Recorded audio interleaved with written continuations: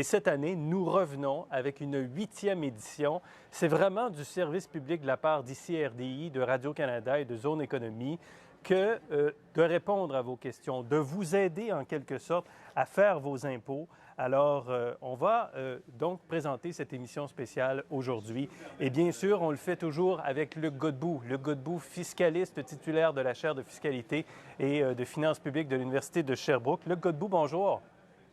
Bonjour, Gérald. Je n'entends pas Luc Godbout. Est-ce que Luc est avec nous? Bonjour, Gérald.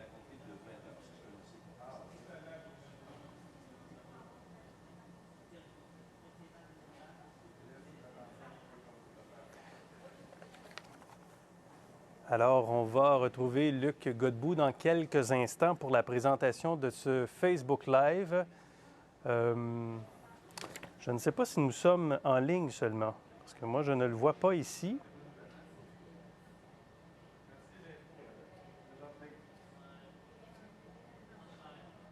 Alors, moi, je vous parle, mais là, Gérald semble avoir un problème. Il ne me voit pas, il ne m'entend pas.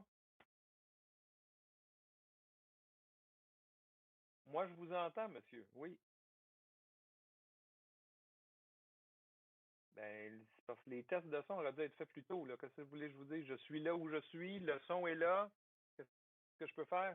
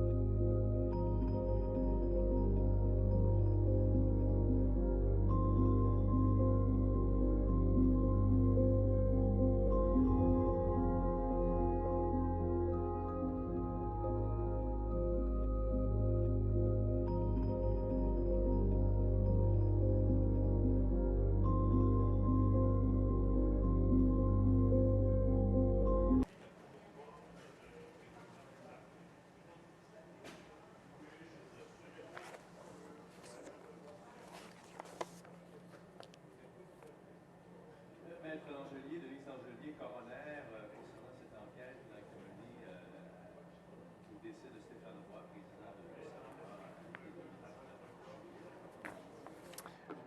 Alors voilà, nos problèmes techniques sont réparés. J'espère que vous m'entendez bien. C'est un plaisir de vous retrouver. Je m'appelle Gérald Filion, animateur de Zone Économie. Nous allons vous présenter ce soir une émission spéciale de Zone Économie, la 8e édition consacrée aux impôts pour répondre à vos questions, bien sûr, sur les impôts. C'est une année bien particulière en matière d'impôts, compte tenu de l'année bien particulière que nous venons de connaître. Avec nous, Luc Godbout, fiscaliste titulaire de la chaire de recherche en fiscalité et en finances publiques de l'Université de Sherbrooke. Luc Godbout, bonjour. Bonjour. Bonjour, Luc. Je vous entends bien, vous m'entendez bien. Tout va bien, c'est formidable. Luc, encore une fois cette année, parlez-nous un peu de vos étudiants, parce que c'est les étudiants à la maîtrise en fiscalité qui se trouvent à répondre aux questions du public.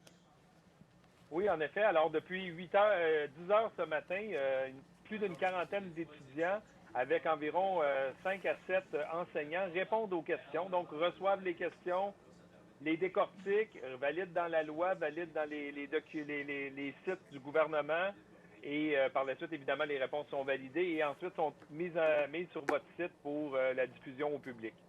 Donc, on a beaucoup de questions et les gens ne chôment pas. Exactement. Faut dire qu'à chaque année, ce qu'on fait, c'est qu'on place toute une infrastructure avec nos équipes ici, du web, de l'Internet, et puis avec vos étudiants également et les professeurs de l'Université de Sherbrooke. Généralement, on fait ça au pavillon Longueuil de l'Université de Sherbrooke, donc physiquement, on est tous ensemble, mais bien sûr, il faut faire ça de façon un peu virtuelle cette année pour répondre aux questions. Mais effectivement, si vous allez sur la page radiocanada.ca/économie, vous avez déjà plusieurs réponses à plusieurs questions qui ont été posées. Je vais vous dire, Luc, on en reçoit pas mal de questions. Hein? Les gens sont est-ce que les gens sont un peu perdus par rapport à tout ce qu'on doit fournir après avoir eu la PCU, après avoir perdu son emploi, par exemple, au cours de l'année 2020? Bien, c'est sûr que les gens, lorsque c'est le moment de payer les impôts, ils ne veulent pas oublier quelque chose, ils ne veulent pas échapper quelque chose, payer trop d'impôts. Ouais. Et lorsqu'il y a des changements, bien là, ils se demandent toujours est-ce que je me qualifie ou je ne me qualifie pas au changement. Et là, juste dans le cas du télétravail, les gens sont restés à la maison une partie de l'année.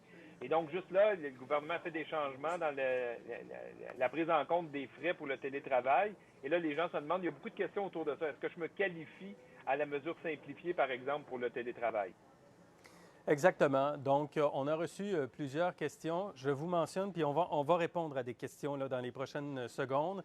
Je vous mentionne que ce soir, à l'émission Zone Économie, on aura des témoignages. On va parler de télétravail, de PCU, de PCRE, des étudiants, du travail indépendant, de la vente d'une maison. Luc, vous serez là. Stéphane Leblanc, Myriam Smires également, qui sont nos experts. Andréane Saint-Arnaud sera avec nous également. Donc, on aura vraiment une émission complète pour répondre à plusieurs de vos interrogations sur les impôts. Mais Luc, si ça vous le dit bien, je vais vous en poser des questions au cours des prochaines minutes. Je pense que ça va déjà aider donc les gens qui nous écoutent présentement sur ce Facebook Live. Première question de M. Chaillé, qui dit « Je me suis qualifié à la PCU, la prestation canadienne d'urgence, et ensuite à la PCRE, la prestation canadienne de relance économique. Alors, ma question concerne le seuil de 5 000 $ de revenus nets pour un travailleur autonome. Est-ce que pour recevoir des prestations de la PCRE en 2021, je dois avoir, comme la PCU, gagné un minimum de 5 000 $ en 2020? » Bon, on comprend donc que la personne, au départ, a eu la PCU. Par la suite, elle a migré à la PCRE. Et pour se qualifier, ça prend 5 000 $ de revenus nets. Et il faut comprendre que c'est 5 000 $ de revenus nets en 2019 ou en 2020 ou dans les 12 derniers mois qui précèdent la demande. Alors, c'est normal si la personne est sur la PCU, PCRE depuis mars 2020, qu'elle n'ait pas gagné de revenus en 2020. Donc, en autant qu'elle ait gagné 5 000 $ de revenus nets en 2019, elle va se qualifier, même si nous sommes rendus en 2021 pour la PCRE, pardon. OK. Donc, c'est important que le critère du 5 000 qu'il y avait pour la PCU, il existe aussi pour la PCRE. Oui, puis c'est 5 000 $ de revenus nets en 2019 ou en 2020 ou dans les 12 derniers mois. C'est un ou l'autre selon la loi sur la PCRE, là. Exactement. Donc, ça vous donne 3 chances pratiquement là, pour tenter d'avoir accès à la prestation canadienne de relance économique. qui est en vigueur, Luc, si je ne me trompe pas, jusqu'à la fin du mois de septembre 2021, à moins que ce soit prolongé, mais en principe, c'est jusqu'à la fin septembre 2021. Là, j'avoue que j'aurais parié sur la fin juin. Je suis un peu ambigu, là, mais c'est fin juin. Ah! Elle a été déjà prolongée, Bon, à valider. Donc, fin juin ou fin septembre. OK. Évidemment, il n'y a pas un seul critère. C'est pas seulement le 5 000, il y a d'autres critères. Exactement, vous avez raison, mais Nicolas, mon pupitre à l'émission, va répondre à la question. Il va m'envoyer la réponse dans un instant, à savoir si la PCRE, c'est jusqu'à la fin juin ou à la fin septembre. Je ne voulais pas vous envoyer une colle dans les dents, mais vous avez raison, il y a tellement de dates butoirs à suivre, on s'y perd pratiquement. Elle change continuellement aussi, là. Exactement. Autre question, Luc, la déduction pour lunettes de 200 $, est-ce que ça inclut la monture, l'examen, ou si on met 200 $ pour la monture, plus 80 $ pour l'examen, pour un total de 280? Là, je comprends, lorsqu'on parle d'un 200 $, c'est parce qu'il y a une limite de 200 $ pour les montures au Québec seulement. Du côté d'Ottawa, il n'y a pas de limite de 200 $ pour les montures. Québec, 200 $ pour les montures. On rajoute à ça les frais d'examen et naturellement, on rajoute à ça les verres, là, les verres correcteurs. Et pour l'examen et pour les verres correcteurs, il n'y a pas de limite. Il y a seulement la limite de 200 $ à Québec seulement pour les montures. OK, parfait. Alors, pour ceux qui se joignent à nous dans notre Facebook Live, nous parlons d'impôts, bien sûr, de déclaration de revenus.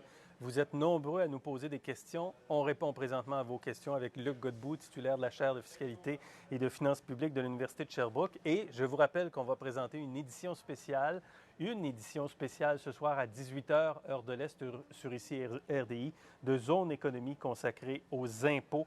Une question de Christian Alain dans le budget du Québec du 25 mars de M. Girard. Est-ce que des mesures spécifiques sont prévues pour encourager la rénovation résidentielle, comme le programme Rénovert, qui était un crédit d'impôt de 20 %? La réponse, c'est non. Dans le budget de M. Girard, il n'y a pas de changement pour la rénovation domiciliaire. Le crédit Rénovert avait pris fin en 2019 et il n'a pas été prolongé depuis. Il n'y a pas eu de nouveauté. Mais il faut comprendre que la rénovation domiciliaire, malgré la pandémie, va bien au Québec. Donc, il n'y a pas lieu de la stimuler davantage. C'est pour ça que le gouvernement, sans doute, n'a pas mis en place de nouveaux crédits en ce sens. Absolument. La situation va tellement bien dans la rénovation, la construction, la vente immobilière qu'on ne cherche pas à stimuler davantage. Réponse pour la PCRE, ça se termine le 25 septembre 2021 pour la prestation canadienne de relance économique. La dernière période disponible...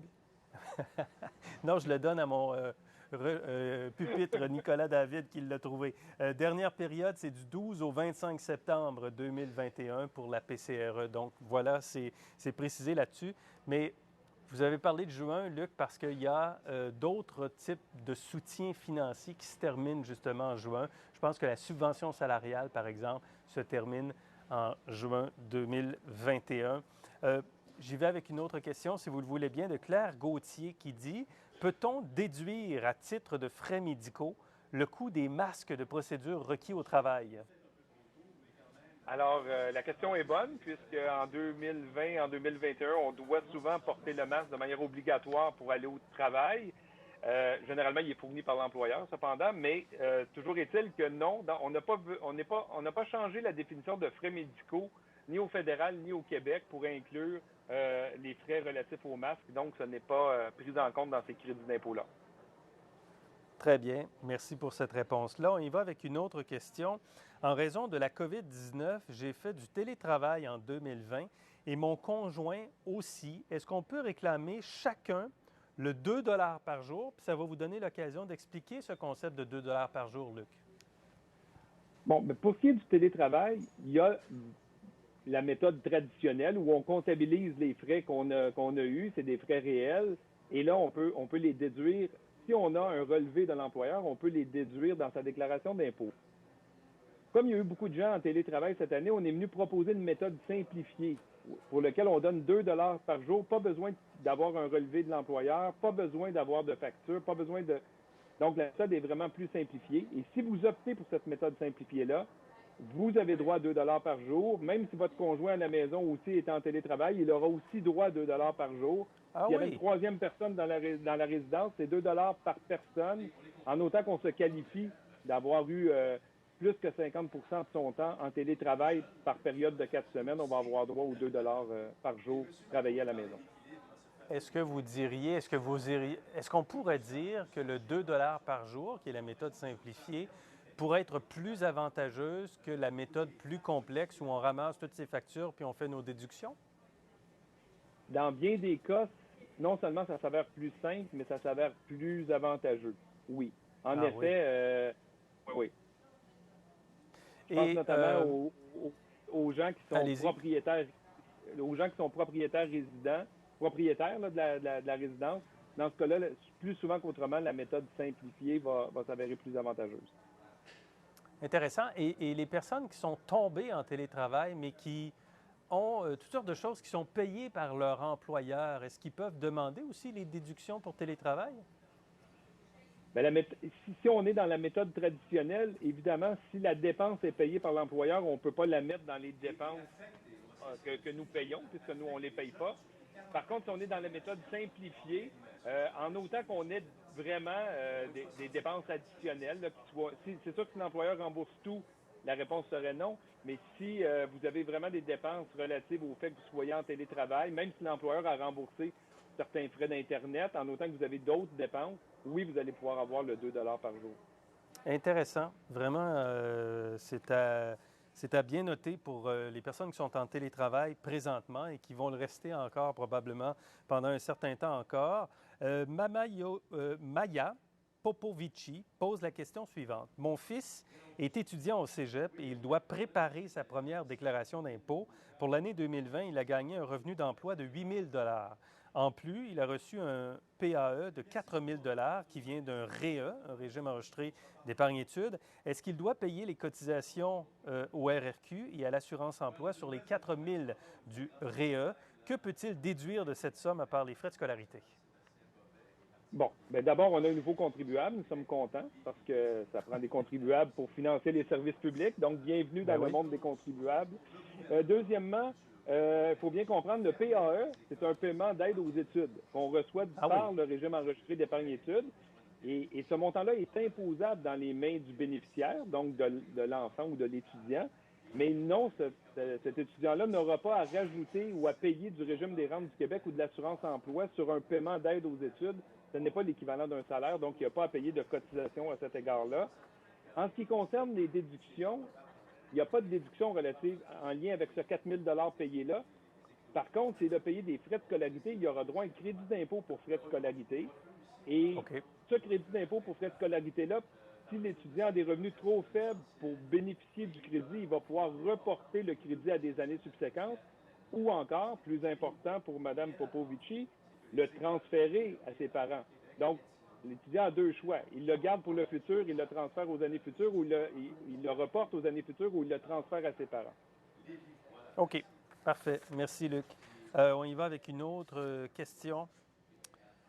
J'ai eu un cancer en 2020, nous dit la personne qui nous écrit. Est-ce que je peux réclamer les frais de stationnement à l'hôpital lors de mes traitements de chimiothérapie et de radiothérapie? J'ai dû débourser environ 220 $. Je demeure près de l'hôpital, donc je n'ai pas d'autres frais de déplacement. Est-ce que cette personne-là peut faire ça? Malheureusement, c'est non. Pour avoir droit à considérer les frais de stationnement dans les frais médicaux, il faudrait que son déplacement soit de plus de 80 km ou plus pour se rendre à l'hôpital. Là.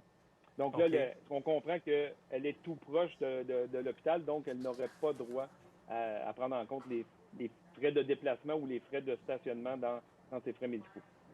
OK, parfait. Allons-y avec une question de Doris Nadeau. J'ai 70 ans et je me demande si les frais de déménagement pourraient être admissibles à titre de frais pour maintien à domicile.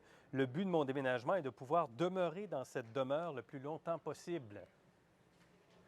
Bien, le premier critère pour avoir droit au crédit pour maintien à domicile, c'est d'avoir 70 ans, ce qui semble être le cas pour le contribuable. Donc oui, pour ça commence bien.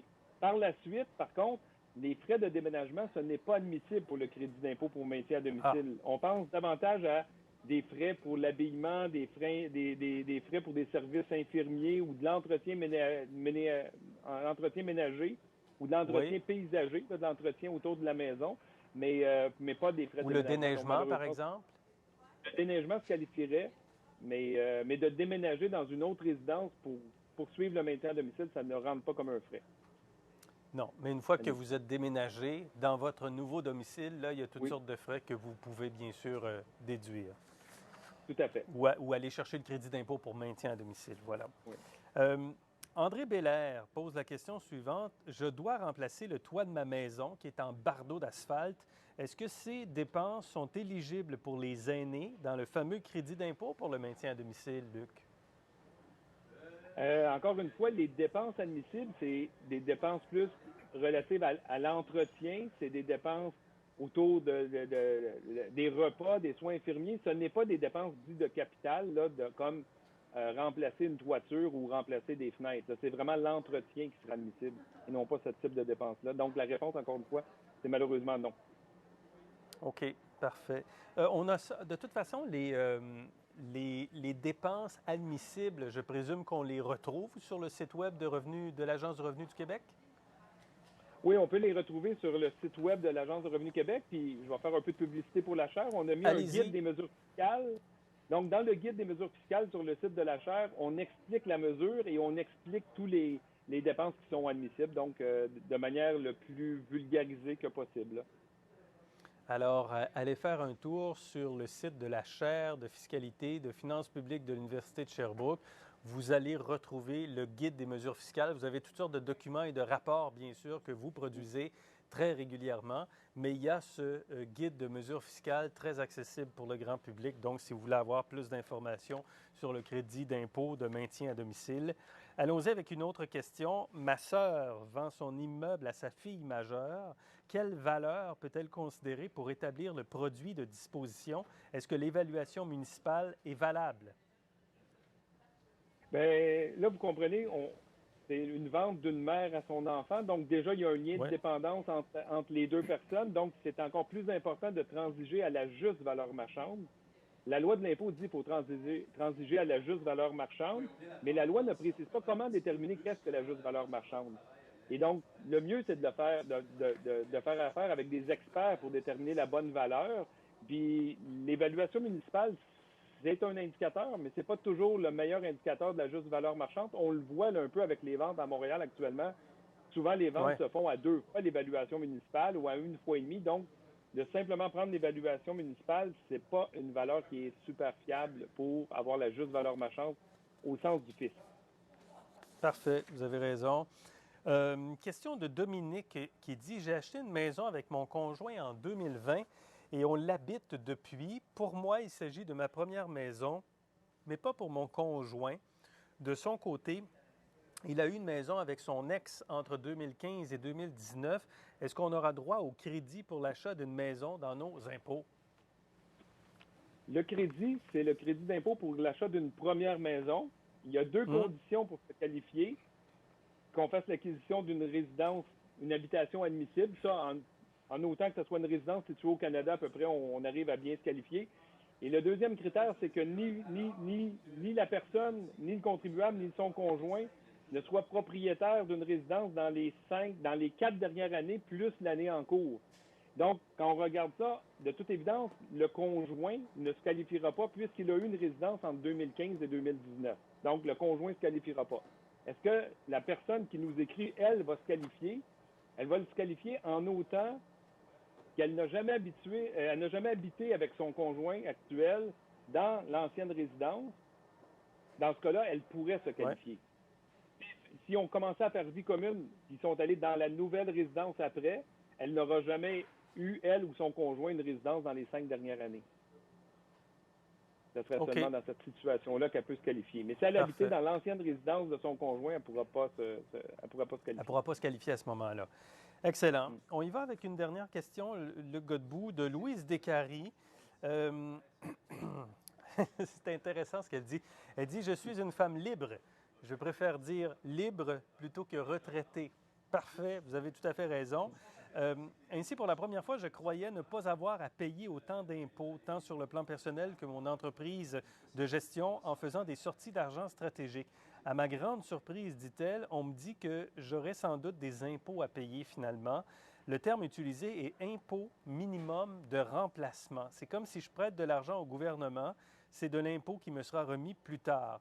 Je ne comprends pas très bien ce principe. Est-ce que vous pouvez m'en dire un peu plus et surtout l'expliquer, car c'est la première fois que j'entends parler de ça, impôt minimum de remplacement, Luc? Bon, mais Mme Descaries a quand même bien compris qu'est-ce qui était l'impôt minimum de remplacement.